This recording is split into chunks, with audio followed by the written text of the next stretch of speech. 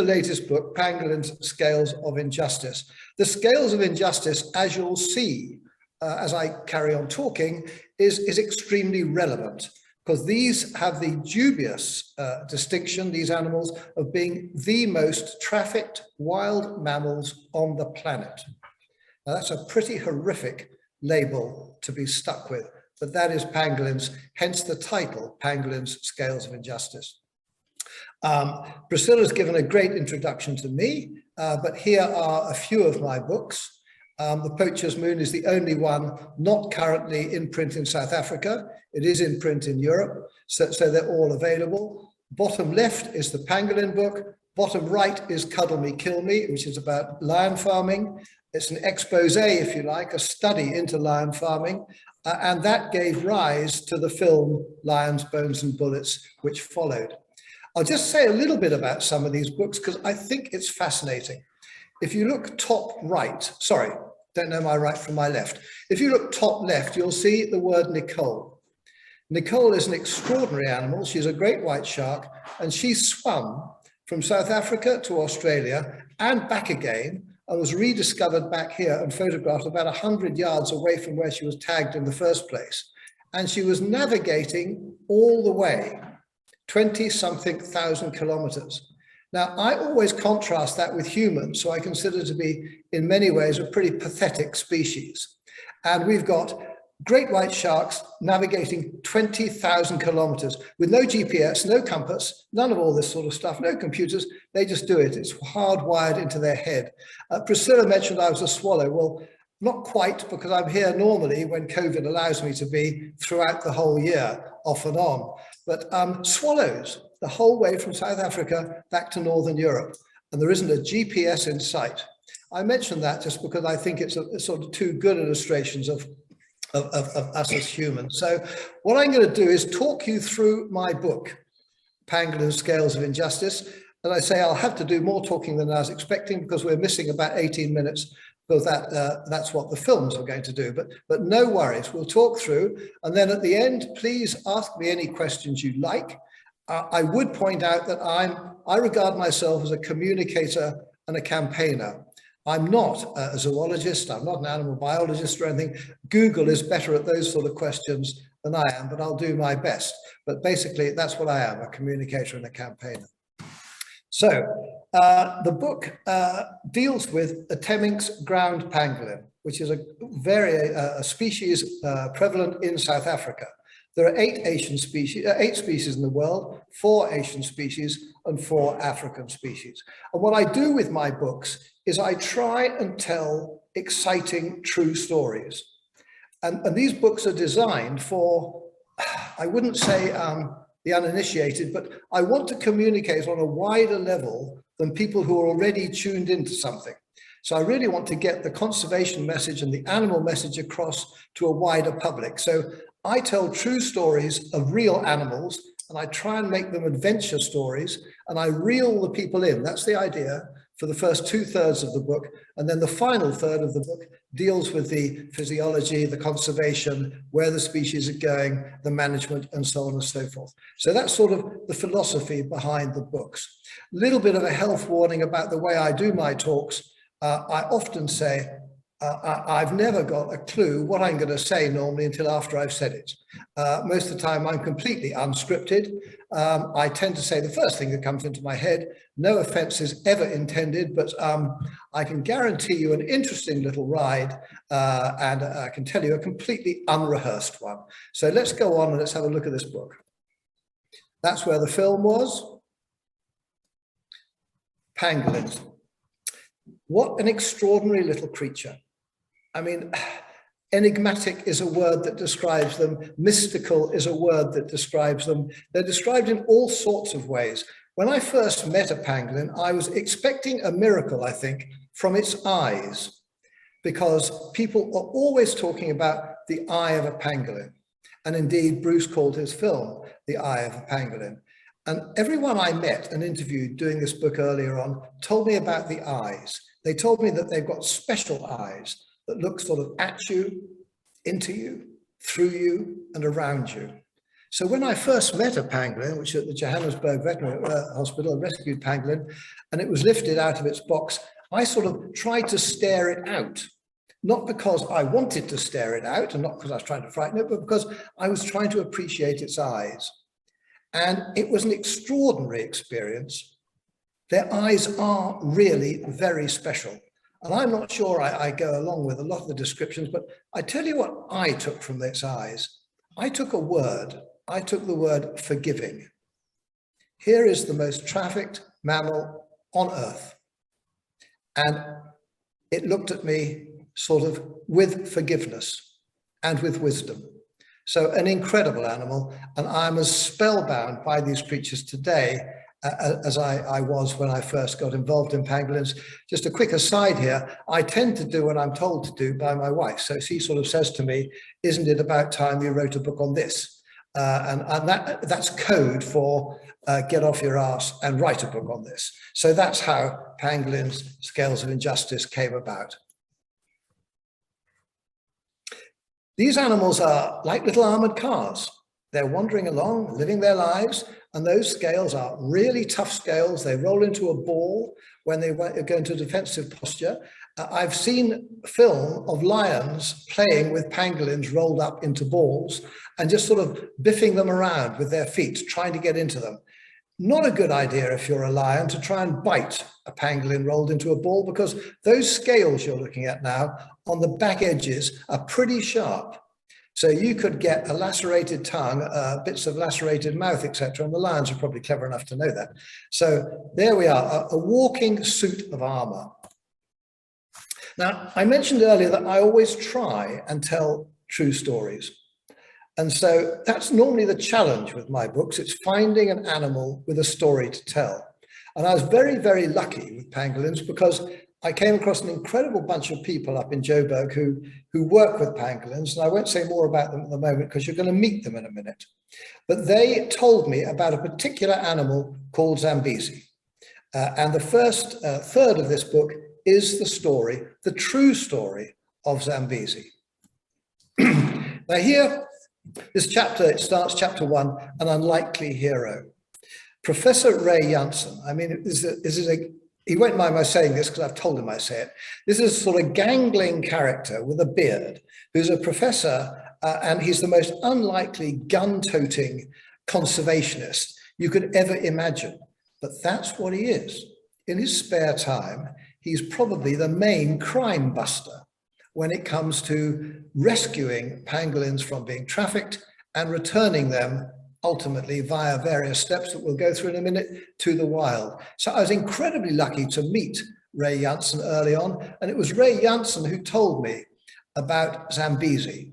And the more I listened to the Zambezi story, the more into it I got, and the more I was delighted actually, because here was the story I was going to tell. These animals are trafficked, we've already said that, but so where do they come from? If they're ending up in Johannesburg, for example, and they're being trafficked out of the country. They often come from rural areas, obviously, but a lot of them come from South Zimbabwe. And the rural guys there know where these sort of animals are. So my book starts in South Zimbabwe, and it starts with a family who are not real, but they could be real because I've had this read by several people who know, and everything about this part of the story is accurate. So it starts with a very poor man being offered the opportunity to make a lot of money for a family desperately in need. Now, the point here to me is that I think the bottom level of the poaching ladder are just as much victims in many ways as the animals they're poaching. Because they're not doing it because they want to go to jail. They're not doing it because they want to get shot at by the police, etc., etc. They're doing it because they're desperate. And most of us would do it for our families if we were desperate. And that's one of the huge, I think, concerns, one of the huge considerations with conservation. You have to take local populations with you. And they would far rather work in a hotel or work in a restaurant or something than put their life at risk.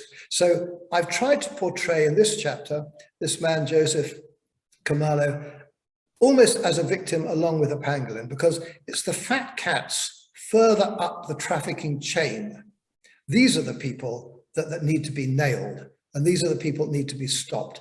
Sadly, very often, more often than not, these are not the people who are nailed. It's the guys at the bottom who pay the price. So we move quickly into the book, into an extraordinary place, Johannesburg Veterinary Wildlife Hospital, and two amazing women who are at the bottom right on your screen, Nikki and Dr. Karen. Nikki Wright is an animal rehabilitator, and Karen is a vet. And they started taking in pangolins as rescue animals. I'm going to flip through the book and look it up as we go. I think it was in 2000 and let me just make sure what I'm saying. Yeah, they started taking their first ones in 2017. In 2018, they had 43 rescued pangolins through the hospital. And at that stage, they were losing about 50% of the animals that Ray Janssen and others, mainly Ray Janssen, was bringing to them. But unfortunately, the amount of animals they've been receiving has been going up, up, up as more animals were trafficked. But the good news of that is that so has their understanding of the animals, their expertise of the animals, so has Karen's veterinary knowledge, and therefore the survival rate is now much better than 50. It's 85 going on 90%, which is an extraordinary survival rate for an animal that very often comes in with severe weight loss, severely traumatized, etc. So the next stage after Ray Janssen has rescued animals is they get handed over to these two wonderful women who then basically put them back together again. So the South African variant is the Temminck's pangolin. It's the second largest pangolin. You've got the black-bellied, the white-bellied, the giant, and then you've got the Temminck's ground pangolin. I can't look at them and not sort of feel almost goosebumps, because I've been close to them and I've watched them and I've seen them look at me, and look at that eye. So there we are, sorry, I digress. Chapter 4, an introduction to Temminck's pangolin, and moving us through the story on towards the trafficking incident. I talked earlier about rolling themselves up into a ball. Well, that's not quite in a ball, and those two little eyes are staring at us, but you can see how the ball situation works. So now we've got a family in southern Zimbabwe. We've got a poacher. He's going to go out. He's going to dig up a pangolin. He's going to take it by foot across the river and across the border in South Africa. He's going to hand it over to the man who set him up to buy it from him. And at this point in time, the law enforcement side of the equation is going to get a tip-off. I'm not going to tell you much more about this because I must be quite honest. I'm kind of hoping you might buy the book, so I'd better leave a few secrets and not tell you everything about it. But the law enforcement get a tip-off. So Ray's whole machine then swings into action to conduct a sting operation, to apprehend the law breakers and rescue the pangolin. So this chapter, which is a long chapter, reads like, I hope it reads anyway, like an exciting adventure story, because that is exactly what it is. It's an exciting adventure story, and every single word is true. And it has a happy ending. So we're moving now towards the ending of Zambezi's story. He's been rescued. And in chapter 6, he goes into rehabilitation, rest, and recovery. And I've tried to tell this part of the story in a way which is kind of, what shall I say, non-vetty, non-sciencey. It's very easy when you're listening to people like Nikki and Karen, who are doing this all day, every day, to get lost in their sort of, phraseology and the way they talk about things. So I've tried to sort of dumb it down is the wrong expression, but I've tried to make it technical, but readable. So the reader will actually understand what has to happen to a pangolin that is highly traumatized, has lost a lot of weight, whose organs may not be functioning very well, etc. So this chapter is the story of Zambezi being rescued, post-rescue, Zambezi being handed over to the two women, and basically being got ready for the next phase. Yeah, look at this. I'm going to digress. I told you I never scripted anything. Look at, he's covered in dirt. And he's covered in dirt because that's how they eat. They eat ants and termites with this great long sticky tongue, like a tongue coated in Bostik glue that gets poked into the termite mound and comes out coated in termites. But the disadvantage of feeding this way is that your eyes and your ears get an awful lot of dirt and ants and termites around them. So they've had to figure out a way of sort of closing their eyes and their ears and making sure they don't get irritated to hell by the things they're trying to eat. I'm going to go through a few pangolin facts and figures in a minute. I probably should have done that earlier, and tell you how long the tongue is, for example. Quite extraordinary. So we've got Zambezi. He's been trafficked. He's been rescued. He's been sent to the veterinary wildlife hospital, and he's now okay. He's okay to be released. And there's a fabulous sort of twist to this story, because he's released to a reserve called Phinda in Natal, in KZN. And pangolins there have been extinct for nearly 90 years, until Ray and Karin and Nikki started introducing their survivors back onto the reserve. So it's a great conservation story. Here is a species that had locally disappeared and is now successfully being reintroduced. And that's where Zambezi went. And that is where, as far as we know, Zambezi still is. He was initially fitted with a tracker, so he could be tracked by telemetry and also by satellites. Zambezi is probably a pretty crafty guy, because he's managed to rub both the trackers off. So now no one's got the foggiest idea where he is. But we have every reason to believe he's still absolutely fine and living very happily on the Phinda Reserve. So a great end to a story of great suffering for this animal, great adversity. I mean, he spent days in the boot of a car, and very often these animals really are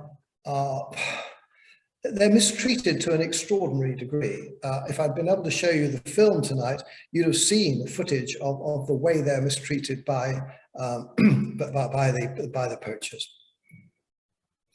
I mentioned tracking devices and so on and so forth. There you have got some on the back of this particular animal.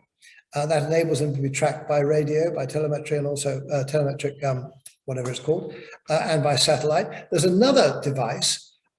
One part I missed in telling you this story is that when they're being rehabilitated, they obviously have to be fed. Now, an animal that only eats ants and termites is actually pretty difficult to feed, because where do you get ants and termites from in the tens of thousands needed to keep a guy this size alive? What you have to do is take him out so he can feed himself. Now, so what happens to animals like Zambezi is they get taken out for a nightly walk, and they get taken out to a secret location. It has to be secret because this is the most trafficked mammal, wild mammal on the planet. So the last thing that Nikki and Karen want is for the bad guys to know where they're taking their animals. Then obviously they would be possibly straight back into the trafficking business again. So another thing that's fixed to the animal, like what you're looking at on the screen now, is a little light. And so you go out often in daylight, and you come back 3 or 4 hours later, by which time it's dark. And what you're doing on foot is you're following the pangolin as it feeds, and the little light that's been attached to one of those scales bleeps, so that you can see this little bleeping thing going through the grass in front of you. Otherwise, you'd lose the pangolin in absolutely no time at all. So that's the story of Zambezi. It's an incredibly inspiring story. It's a beginning to end story with real adversity, real excitement, and a great ending. The next phase of the book goes up to a place called Swalu, which is South Africa's largest private reserve, owned by the Oppenheimers in the Kalahari, not far from Uppington. And the chief pangolin researcher, she'd hate me if she heard me say that, but I think the leading pangolin researcher probably is a woman called Wendy Paneno, who you see on your screen now. She's holding up a device so that she can find pangolins. She's obviously got a tagged pangolin, and she's trying to find it there using a telemetry aerial.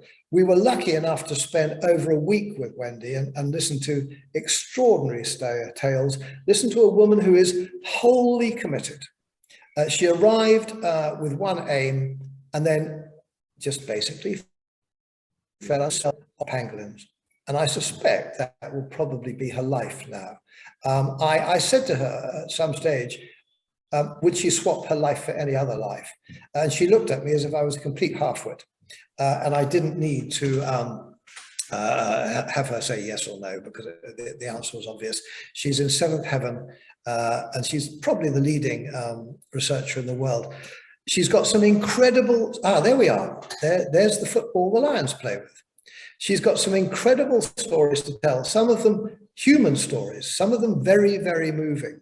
Such is the sort of global interest in pangolins now that people are coming to South Africa from all over the world. And Swallow is one of the very best places to see these animals, by no means cheap. You actually need to have some change in your pocket to be able to go and stay there. But the rangers, when they fail to find a pangolin, for people who might have come thousands of miles from the United States, from South America, North America, Europe, etc., to see these animals, when the rangers can't find them, then basically they'll go and ask Wendy for help, because she probably can, because she's got them tagged and she knows where they are. And she told an extraordinary moving story of an old guy from the United States who she suspected had seeing a live pangolin as item number whatever on his bucket list. And he arrived and he was so ill, he wasn't really able to walk. So they had to drive him as close as they could get him to where they expected the pangolin to come out of his hole. And he had to sit in the Land Rover, that's close as they could get him, with a pair of binoculars. But she describes the look that came across this man's face when he saw the animal and as he watched it through the binoculars. And it was an incredibly moving description. And she was almost saying that here was a man now who'd ticked off the final thing and would be happy not to go on terribly much longer. A remarkable woman. If any of you get the chance to go up there, then please do. And you won't be disappointed if you're lucky enough to meet Wendy. That picture, I'm not quite sure where it came from. My wife and I both take the pictures for my books and we get them from other people. We can't remember taking that, but it's a great picture. And that picture kind of says an awful lot, really. It talks of the woman, it talks of the science she's involved in, it talks of the extraordinary beauty of Africa, it talks of the ruggedness. And so we don't know where it came from, but I think we're claiming it. And the next fight is, of course, which one of us took it? And that is something that we fight about all the time. I tend to lose those particular arguments. So our story now goes to where is the most trafficked wild mammal on Earth going? Mostly they're going via Nigeria. Nigeria is the main hub for pangolins going out of Africa into the Far East. There have been some huge busts in Nigeria in the last couple of years. The route is mostly from Nigeria to Singapore, and then from Singapore into Laos, Cambodia, and Thailand, and Vietnam, and from there into China.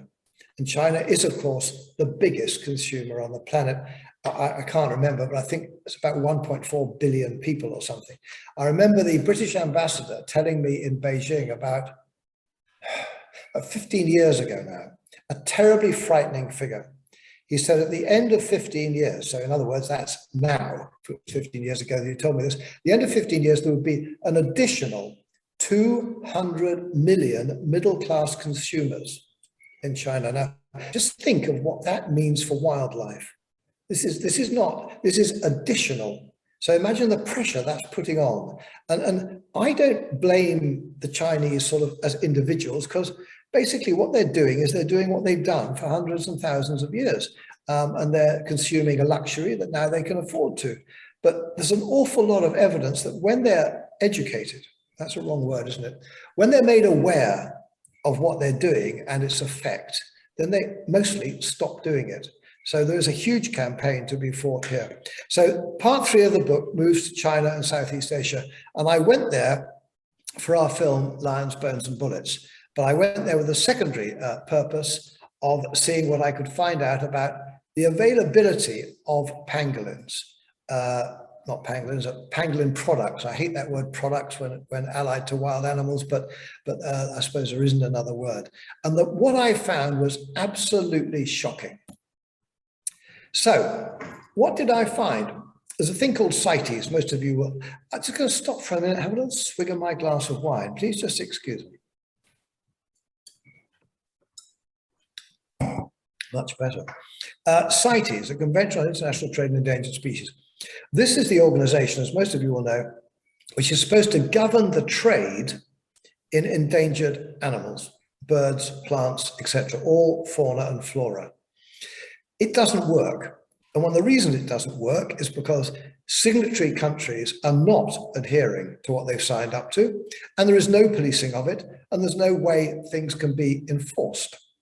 So when I went to Southeast Asia on the Pangolin Trail and on the Lion Bone Trail, we'll come to that later, I really had it rammed, it was right in front of my face how useless CITES was, because the products that they've signed up to not sell are being sold really openly. I found with no problem at all pangolin scales. I'll come to the pangolin flesh in a minute. I found ivory, I found rhino horn, I found bone, which was bone products, tiger balm, tiger wine, etc., which may well have been South African lion bone masquerading as tiger bone, all open. Now, I wasn't some kind of super spy who had a sort of nod and a wink and into the shop and a password. I was a normal tourist being covertly filmed, and these things were on sale for all to see. Now, here's the point. If I can find them that easily, so can the police. So it doesn't take a genius to work out that very little effort is being made at all to enforce these CITES things that these countries have signed up for. And that really, I have to say, is I think, a big problem. It certainly really irritates me. So some pics from our trip. I'd like to draw your attention to the page on the left. What I'm looking at there is two guys chopping up an animal. And the animal was a civet.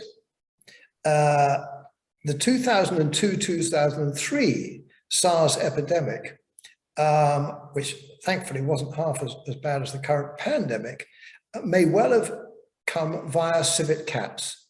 From bats to, sorry, not cats, I call them cats. They're actually called palm civets, and they're not cats at all. They're commonly called cats. So from bats to civets, and then to humans. Science has not finally agreed this, but there seems to be a high likelihood. And it was shocking to me that there we'd had this epidemic in 2002, 2003 involving palm civets, and they're still being consumed and eaten all over the place.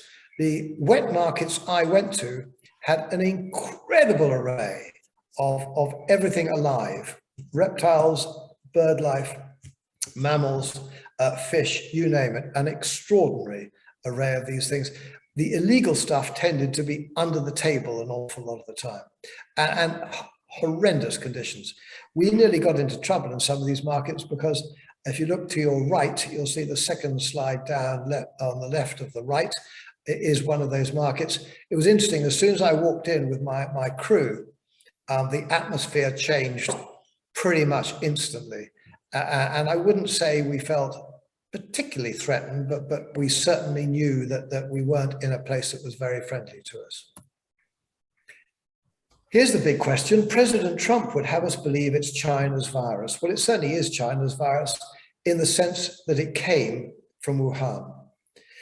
When I was up in Swalu with Wendy, the news broke, and this was February 2020, that the current coronavirus had come to the humans via pangolin. And this was because they found a very, very close match between the coronavirus and Malayan pangolin DNA and various other technical bits and bobs. Science now is not so sure of that. It now believes that it's far more likely that this virus escaped from a lab in Wuhan, where they were researching lots and lots and lots of coronaviruses. What is not in doubt, I think, is it did start in Wuhan, obviously. Don't think it was deliberate, but where does the next one come from?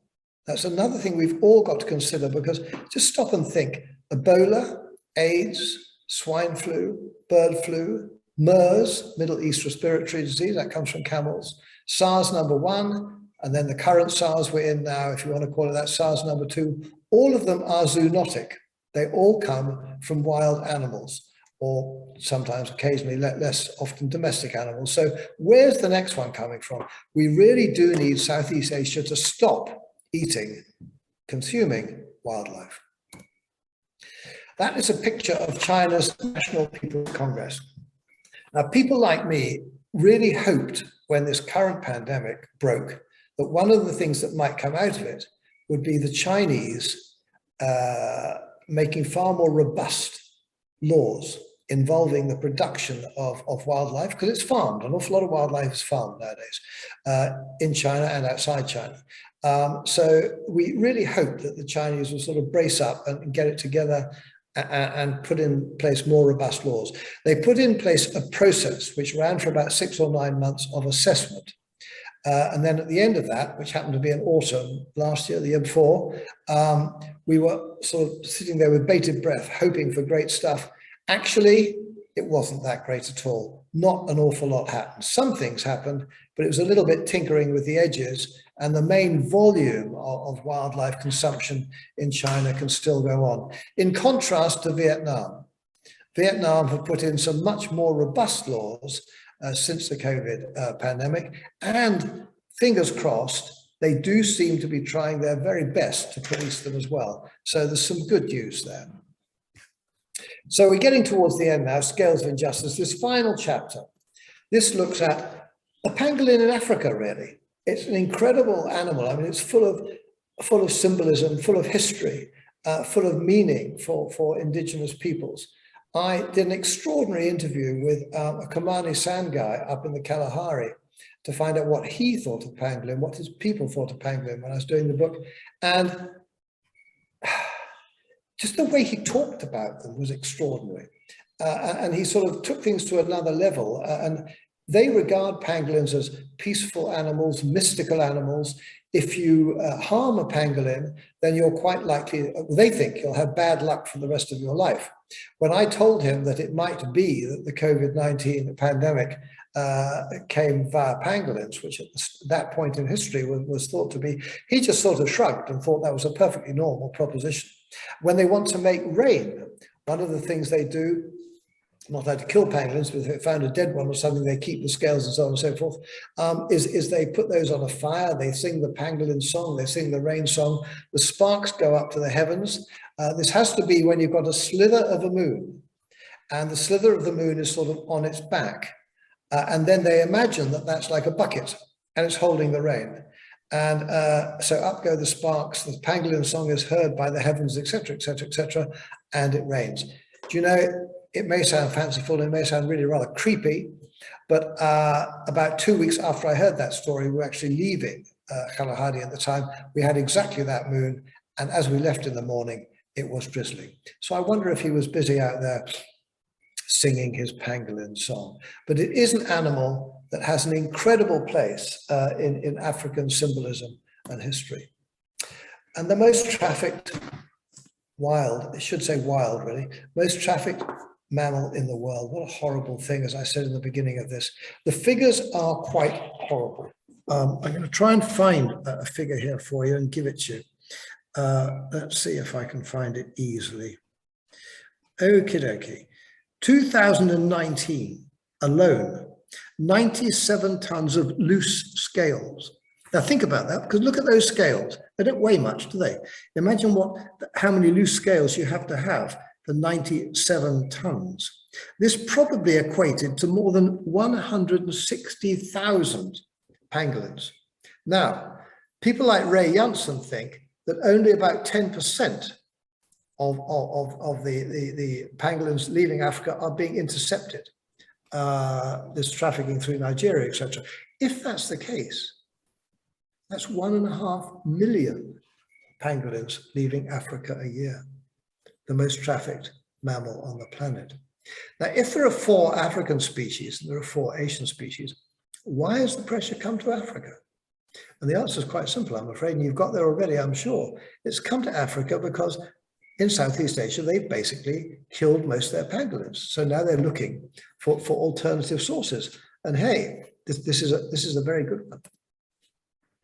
So this last chapter, nearly getting to the end of the book now, talks about the future for pangolins, and kind of, I try and expand things here a bit and look at the future for wildlife in general, and how we can hopefully move forward to a world where nature is allowed to exist and humans become a part of nature rather than being apart from nature. So it's particularly about pangolins, this chapter, but it also looks at the bigger challenges of nature.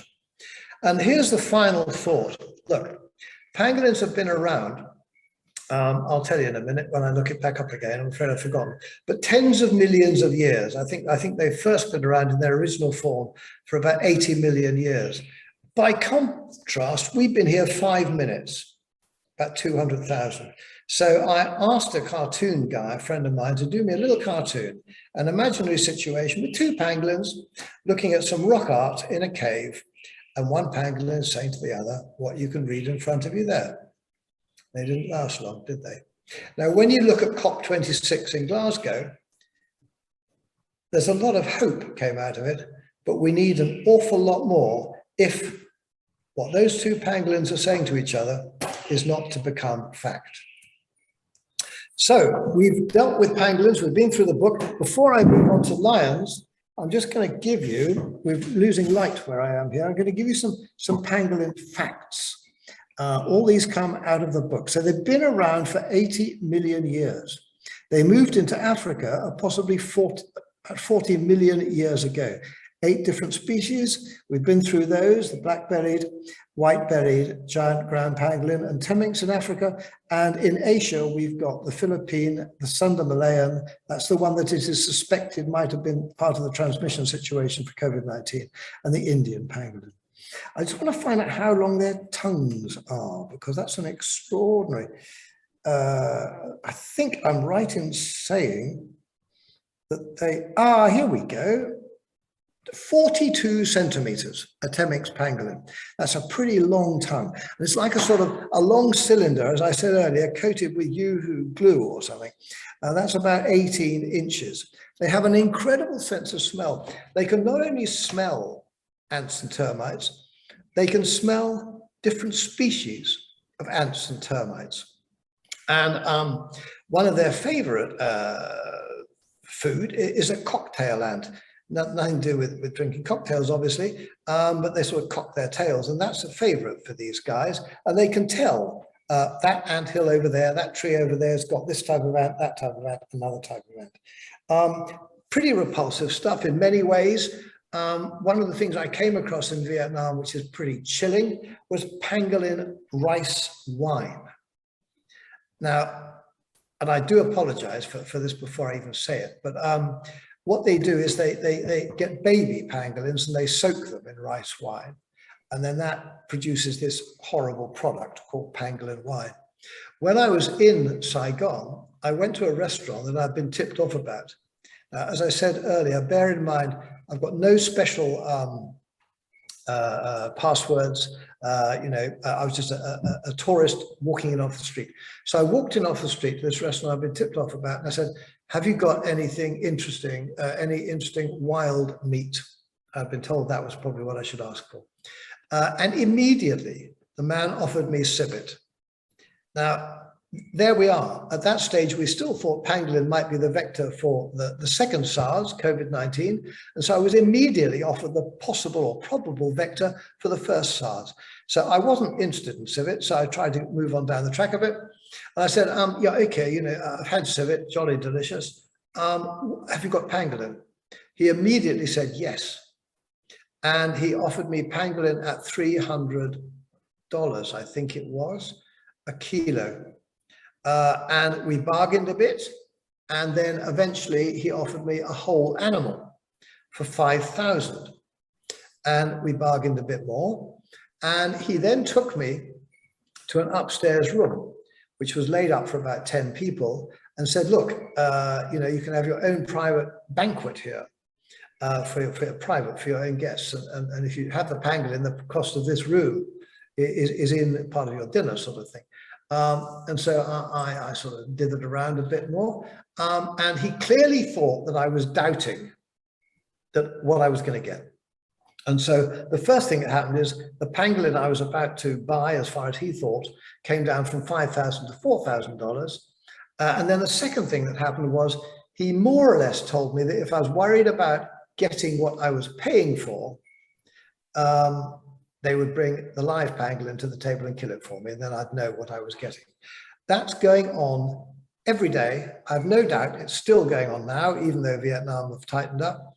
And let's not forget that Vietnam, China, Cambodia, Laos, all these places have signed up to a CITES convention which places this animal on Appendix 1. And Appendix 1 means no trade of any type at all. And yet there it is, going on in plain daylight for everyone to see. So that's the end of the pangolin part. I really had hoped to show you a couple of bits from our lion film. It's called Lions, Bones and Bullets. This followed my book called Cuddle Me, and an NGO came to me and said, could we make a book of the film? Sorry, wrong way around. Could we make a film of the book? And I said, sure, but I want to have editorial control of it if it's my story.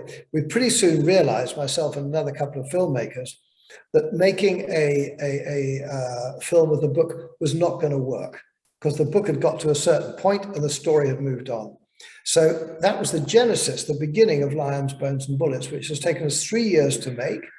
We were thrilled this year when Jackson Wild film, it's not a festival exactly, it's an award ceremony. It's kind of the wildlife and conservation Oscars. Some of you may have heard of a film called My Octopus Teacher. Well, My Octopus Teacher won at Jackson Wild and then actually did go on to win an Oscar. Anyway, we went into Jackson Wild and we were thrilled when we were voted best film in the informational and educational category. So that was great. And then I was personally thrilled because I present, I do the investigating in the film. I was personally thrilled because we came second in the presenter-led category. And I was happy to come second in that category because I came second to Sir David Attenborough. Well, I think if you've got to come second to somebody in my world, not a bad guy to come second to. So Lions, Bones and Bullets tracks lions being bred in South Africa. And there may be as many as 12, possibly even 14,000 captive bred lions here. And they were being bred for canned hunting, but when the Americans changed the law, the canned hunting part of the breeding equation, the financial part of it, sort of diminished. And what started to come was a really horrendous bone trade. Now, it is impossible to tell the difference between a lion skeleton and a tiger skeleton. The Far East is short of tigers for producing tiger wine, tiger cake, tiger this, tiger that, tiger the other. And most of them use skeletons to produce it. So why not import lion skeletons and pass them off as tiger skeletons? Much cheaper than breeding tigers illegally, etc., etc. So a South African sort of industry started. And out of the canned hunting and breeding for canned hunting and petting and walking with lions, suddenly there's another profit angle, which is the bone trade. Roughly speaking, a skeleton would be worth to the man who breeds the lion somewhere around about $2,000. It's a market, so it goes up and down and it depends. So we went to Southeast Asia looking for basically South African skeletons. And I'm pretty sure we found them. We found an awful lot of tiger products, and we couldn't actually source whether they came from South Africa because a lot of the addresses of the importers that I tracked down and we went to visit, by the way, importing these skeletons on CITES issued permits, they were bogus. They didn't exist. There were one or two occasions during that process where we couldn't hang around long because we got the distinct impression that people were watching us and we had to be a little bit careful. But that is Lions, Bones and Bullets. The film, which I'd love to have shown you some of tonight, will actually be available to be seen, the whole thing, by about the middle of this year. We are in touch with Netflix and Amazon. Our agents are National Geographic and Discovery, negotiating a global streaming deal at the moment, which is why we're so restricted in what we can do. And I really hope that what the film does is contribute towards South Africa stopping the industrial level breeding of a wild animal. It's probably 2 years ago now that the South African government declared lions to be domestic livestock.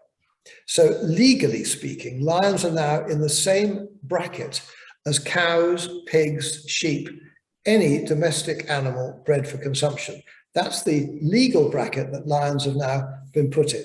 So we're hoping to play our part in changing that.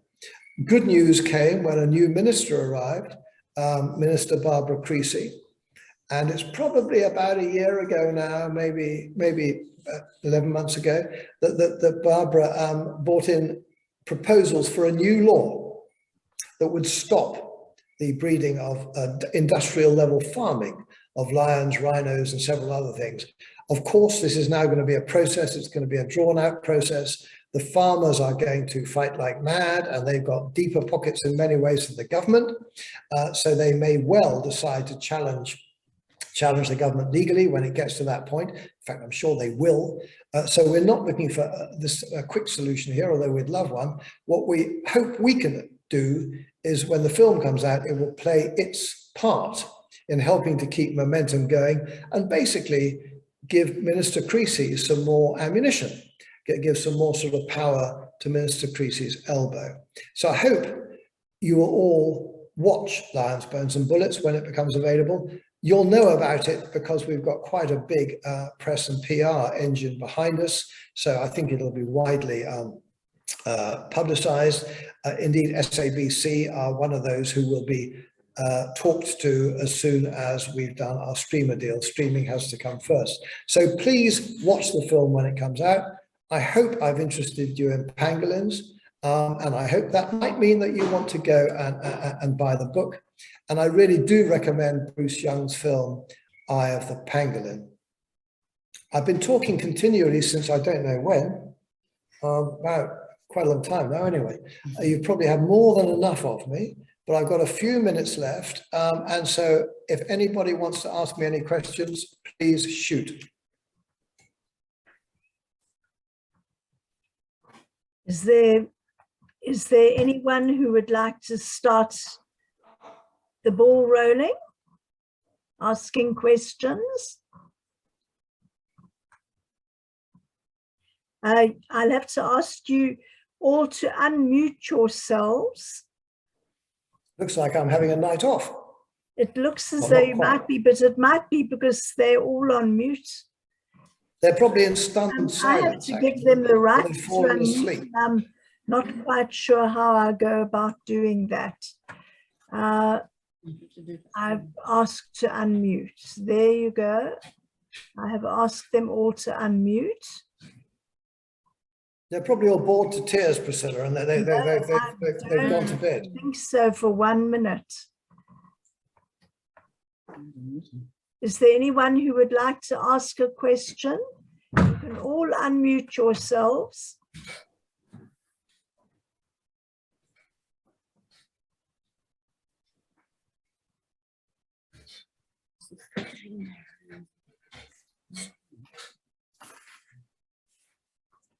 Well, perhaps I'll start the ball rolling, not with a question, but rather just by saying, what an admirable person you are. A real journalist at heart and a sleuth. And you, for the sake of these animals, you've put yourself into fairly dangerous situations. And I so admire that, and that you're so intent on sharing what you are finding out. A message has just come in that says, it's from Melody Hertzlet, and she says that your presentation was so complete, so fabulous, and you explained everything so perfectly that she doesn't have a question. So thank you, Melody, for that. I've got to say that I'm totally and utterly horrified by much of what you've told us. And I certainly didn't know a lot of what you've told us, and especially about using lion's bones in place of tiger's bones in the markets.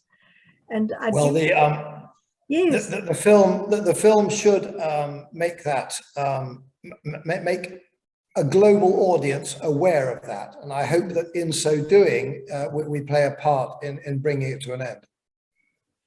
Is South Africa worse than other countries in the world as far as allowing these things to happen? I don't think that's a fair question, Priscilla, because you know every you can't have a supply without a demand. Yes, no, And so, sure. You know, and two hands clap. My biggest fear is that because this is so profitable, that if South Africa can bonk it on the head, then will it spring up in Zimbabwe? Will it spring up in Namibia? You know, et cetera, et cetera, et cetera. Because if the demand continues, humans will always follow the profit and come up with a supply. South Africa is not great. Let's not kid ourselves. I mean, you know, it's great in very many ways, but I think messing around with mass production of wild species, declaring lions to be cows, yes, that horrifies me. It is not really what we should be doing. That absolutely horrifies me. And let's hope that Barbara Creasy can get it right. Well, I really hope so. I mean, she's put together a very robust proposal, and we must all support her. And I think it's important that she knows that she's got support out there amongst the population. There's a question from Dave Whitelaw he asks, are Asian countries tightening their laws or changing their laws? I mean, there was a small move to it, but you implied that perhaps it wasn't sustained. Vietnam have put some quite robust new laws into place, and there is every sign that they're trying to enforce them, which is very positive, very good news. China, unfortunately, no. They've fiddled and tinkered around with it, but a lot of these products are part of traditional Chinese medicine. And as long as they remain on that level, then and they're allowed to be remaining on that level, there's a massive loophole which allows everything to be traded. So there's an awful lot more work to be done.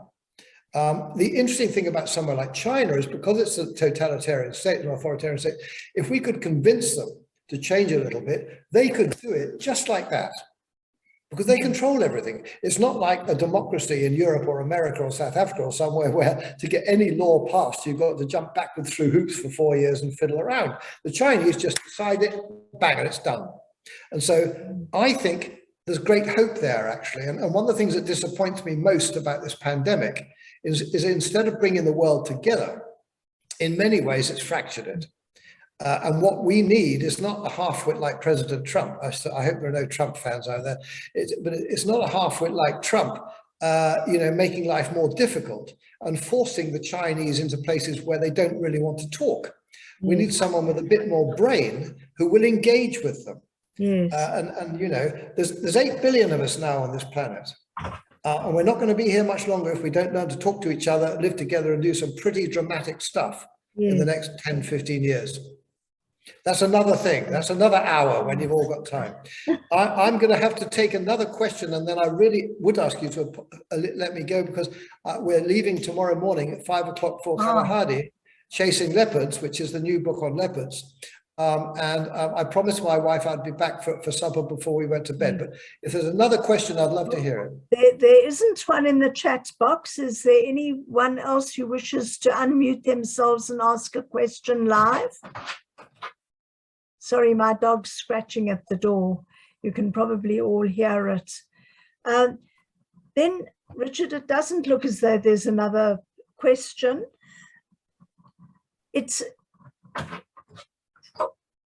I've just got to thank you for an absolutely incredibly mind-blowing, horrifying talk. that you have told the story so well. I mean, that sounds as though I didn't enjoy it. I did enjoy it very, very much, but the stories you've told us are quite horrifying in many ways. And I felt a little cheered when you said that COP26 had a few positives about it, because I'd got the feeling from the local press that COP26 had been singularly unsuccessful. So I was cheered by that. I was also cheered that Barbara Creasy seems to be on the side of the animals. And I hope that South Africa can improve on that. Priscilla, I'm going to finish with the final point about COP26. Yes. I think what it showed is that governments are likely to be pretty useless, but companies and individuals are moving in a different direction. Yes. And some of the largest corporations on the planet are now looking to profit from being green. Yes. And so, and profit is a great driver for humans. So if the big companies on the planet decide to move in that direction, I think there's hope. Yeah. I think the governments would have to work together, and they're never going to do it. You know, I just saw a pig flying past the window.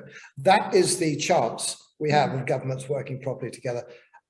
Ladies and gentlemen, thank you so much. I will have to go. I'm awfully sorry to rush off. Thank you, and may you travel safely, and may it be a good experience for you, and that you can uncover some more horrific things and bring them to the attention of people like us. Because I think when the film's out, then I'll come and talk to you again if you'd like about the film. That sounds wonderful, and I'm sure people will visit the bookshops and look for your books as well. Please do. Please do. Very much, Richard. Thank you.